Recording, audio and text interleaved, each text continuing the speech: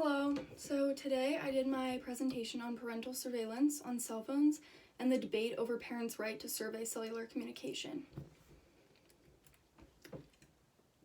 So the course concepts that I incorporated into my analysis are voice, interdiction, analysis of the sign, pragmatics, and code switching.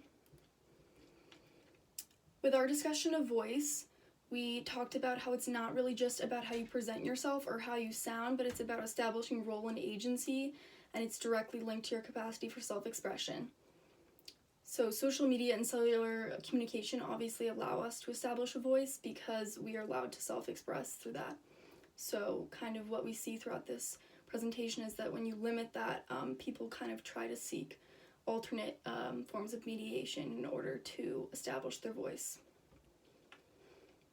So this is kind of just an anecdote from my neighbor who's 13, and I interviewed her about her experience being censored or surveyed by her parents. And she said, "I think it's kind of funny how my mom is obsessed with the phrase, if you wouldn't say it or do it in real life, don't do it online.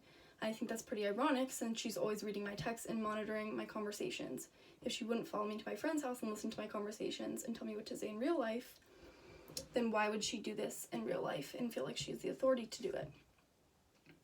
So that's kind of playing on feeling like she doesn't have a voice, and what kind of compels her to use emojis later on we'll see to allude to inappropriate ideas, because she feels like she's not allowed to freely discuss what she wants if she's using the normal standard English language. So kind of the thing that her mom alludes to a lot in defending why she wants to censor her daughter is because of pragmatics.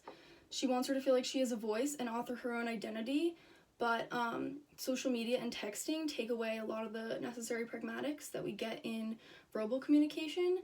So if you post or text something inappropriate that's meant to be taken as a joke, it's on there forever and it could be misconstrued.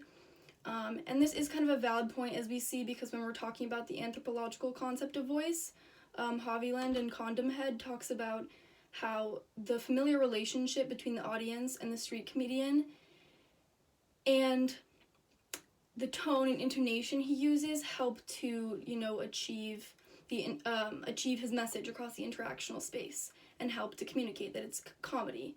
So many jokes require context because of this to be received as funny, and that's why her mom kind of, reiterates that she doesn't want her to misstep by forgetting that there's a lack of tone sometimes online, and the importance of pragmatics is kind of consistent throughout her argument. However, despite parents' desire to keep their kids safe online and survey what they're saying, we know with the discussion of interdiction by Haviland that when people prevent someone from doing something or try to make something forbidden, it almost just makes it more attractive, because in discussing, he uses this to discuss obscenities in comedy, certain words or phrases, by having them as are designated forbidden words. There's kind of this new appetite for them, and it gives them power, and then the speaker who uses them commands power.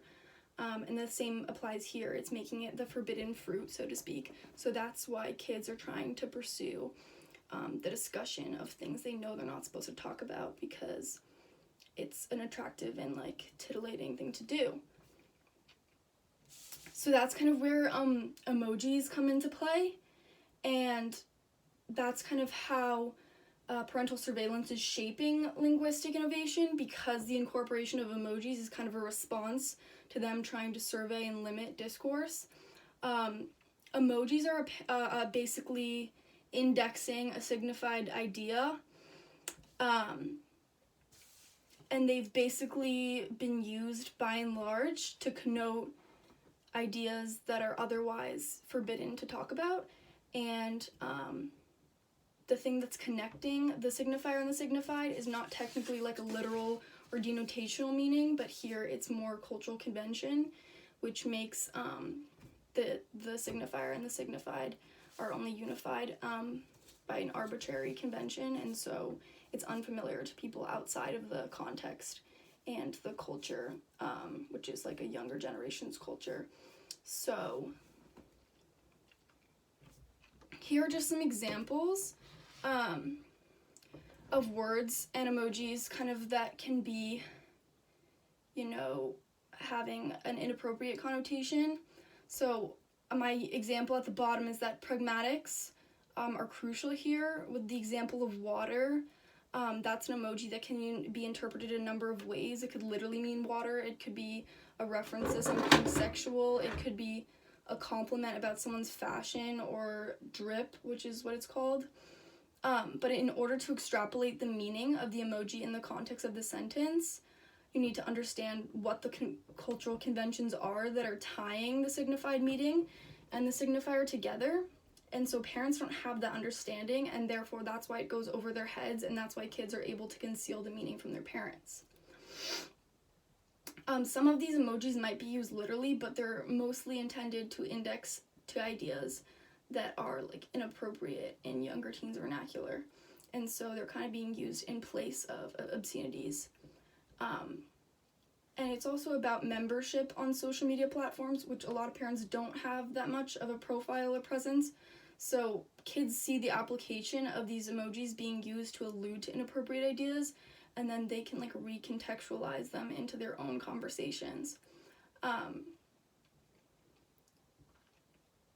So without that understanding of the cultural convention or the cultural tie between these arbitrary weird things, like why would an eggplant be sexual, that's something that you need the cultural convention understanding and the cultural context for. So I also wanted to talk about similarities of code switching. So I think this is kind of, you know, a code switching in itself, because it is a code, you know. Emojis can kind of act, if incorporated into a sentence or even standing alone, to communicate a message, and that's a speech act in itself. So I was kind of comparing this to the Jane McIntosh reading on the flying communication and flying languages discussion, and she discusses how the young Kenyan teens code switch to English compressed mid-dialect, and it's kind of like supposed to represent the dichotomy between playfulness versus seriousness, sexiness versus gravitas, modernity versus tradition, and irreverence versus respect. And that's kind of the same exact dynamic that's going on here with the use of emojis with American teens. So I argue that young people are using the condensed English rapid code switching in Kenya in the same way that emojis are being applied here. So I just thought that was kind of an interesting cross-cultural parallel. And then this is kind of just a quote about the person I interviewed, the girl that I interviewed, and how her mom kind of always is quick to assume that the worst intentions of the emojis. Like, for example, she interpreted the "this okay" hand emoji as being a suggestion of weed or drugs. So you can see there's like a clear linguistic paranoia, and that's kind of what I touch upon in the previous slide, is that the fact that it's an innovation upon a language that they knew, but now they don't know because it's adapted, is what makes it unfamiliar and scary, and that's also what conceals it and allows it to be a code that they can switch into. But yeah, we kind of see the prevalence of that here, because she kind of feels this like linguistic paranoia, like she can't understand the code that's being used, even though it's not even a coded sentence, it's a literal sentence of just saying like, okay, great. But yeah, so we see there's a miscommunication there because of that. And then the next thing that I wanted to touch upon was contextualizing the meaning of emojis. So just like the Hello Kitwe example, where out of context people would say it in situations that were akin to that radio event scenario, that requires the interlocutors to have an ability to accurately understand what is being achieved through that. So why are they alluding to that? Because it's an example of two individuals not recognizing or understanding one another.